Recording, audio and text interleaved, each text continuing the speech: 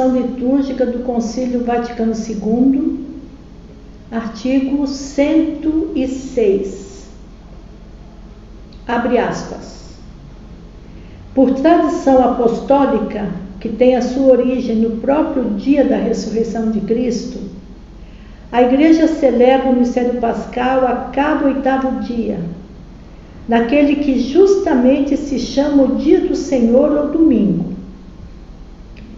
Neste dia devem os fiéis reunir-se para que, ouvindo a palavra de Deus e participando na Eucaristia, celebrem a memória da paixão, ressurreição e glória do Senhor Jesus e deem graças a Deus que os fez renascer para uma esperança viva pela ressurreição de Jesus Cristo de entre os mortos.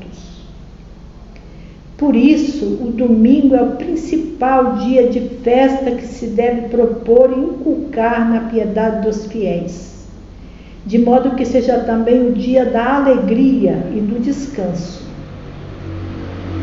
Não se anteponham outras celebrações que não sejam de máxima importância, porque o domingo é o fundamento e o centro de todo o ano litúrgico.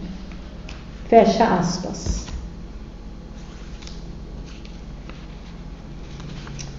Esse artigo da Sacrosanto Concilium é um texto emblemático para compreendermos o sentido teológico e espiritual do domingo. Começa dizendo que esse dia é tradição apostólica, um legado que recebemos dos apóstolos. Ou seja, a nossa fé no Cristo ressuscitado nasceu na manhã da Páscoa, quando as mulheres foram de madrugada ao sepulcro, encontraram o sepulcro vazio e escutaram o primeiro anúncio da igreja, que o crucificado está vivo. Desde então, o primeiro dia da semana passou a ser sacramento da presença de Jesus para a primeira comunidade cristã e para as futuras gerações. Por causa desta tradição, a Igreja celebra cada 8º dia o mistério pascal, diz o nosso texto. Como não lembrar, ouvindo esse 8º dia, como não lembrar do encontro de Jesus com Tomé, relatado no capítulo 20 do Evangelho de João?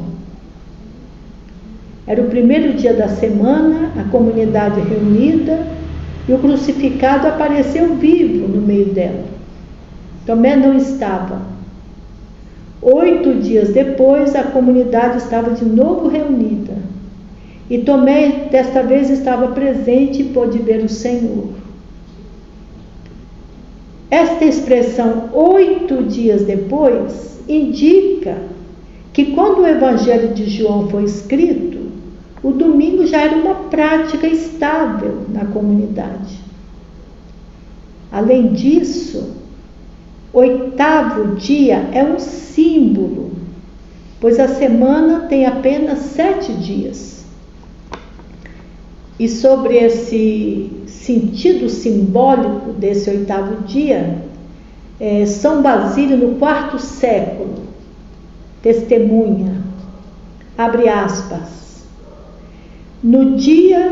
neste dia recitamos a oração de pé, não só porque nós ressuscitamos em Cristo e devemos almejar as coisas do céu, mas porque esse dia é a imagem da eternidade futura, o primeiro e o 8º, o dia sem fim, no qual não haverá mais tarde, nem sucessão, nem cessação, nem velhice. Fecha aspas. Antes de Jesus, o dia consagrado era o sábado. Jesus, como bom judeu, frequentava o sábado e evocava em sua pregação o seu sentido originário. A respeito desse dia, a Escritura diz que nele se recorda a criação, porque Deus criou o mundo em 6 dias e descansou no 7º. Se Deus retomou o fôlego no 7º dia, também o ser humano deve descansar e deixar que os outros, sobretudo os pobres, retomem fôlego. O sábado é um dia de protesto contra as escravidões do trabalho e o culto do dinheiro. É do Catecismo da Igreja Católica. Jesus, ele próprio, entrou no seu repouso no dia de sábado, depois dos seus trabalhos e da sua paixão, dando início a uma nova criação no primeiro dia da semana. Eis porque o domingo é o maior dia de festa da Igreja que se deve propor e inculcar na piedade dos fiéis.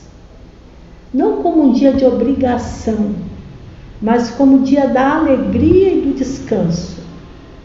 Dia do Kairos, do tempo da graça, que interrompe o nosso agir no tempo cronológico para dar lugar ao agir de Deus em nós pela sua graça.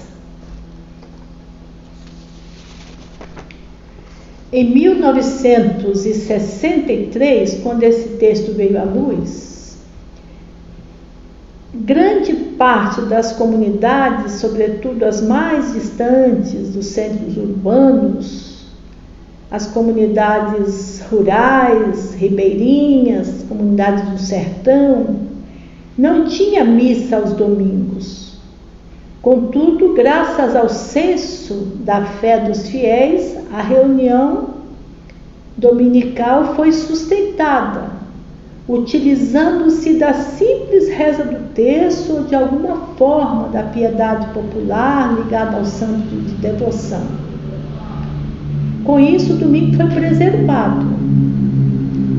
Não perdeu de todo o seu brilho, embora não tenha podido manter a clareza que lhe atribuiu a catequese e a liturgia primitivas. Agora o nosso artigo está lembrando que é próprio do domingo se reunir, ouvir a palavra, participar da Eucaristia em ação de graças pela ressurreição do Senhor Jesus. Este dia é por si mesmo, enquanto dia memorável, símbolo e sacramento do ressuscitado.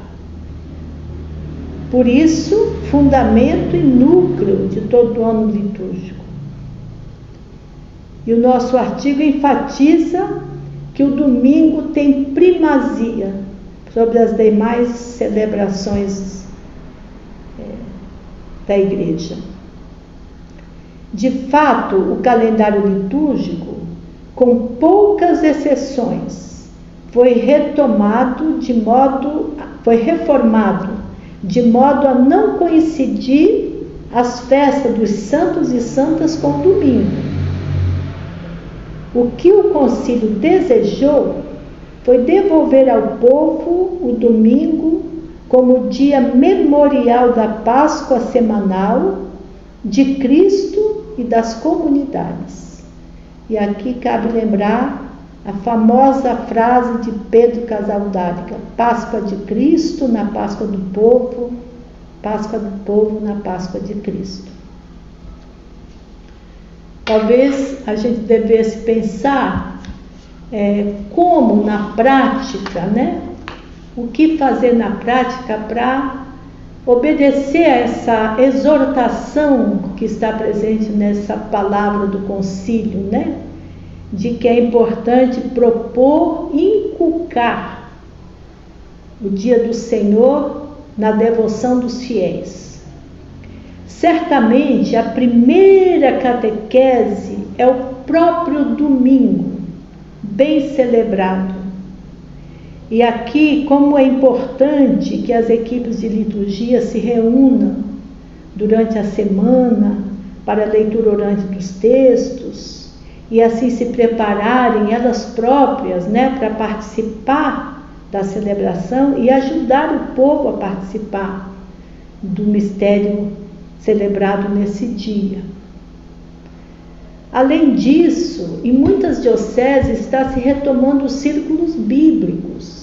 E uma coisa nova que está acontecendo é que esses círculos bíblicos acontecem num dia da semana e fazem a meditação bíblica a partir do texto do domingo, que vai ser celebrado, né, no domingo seguinte.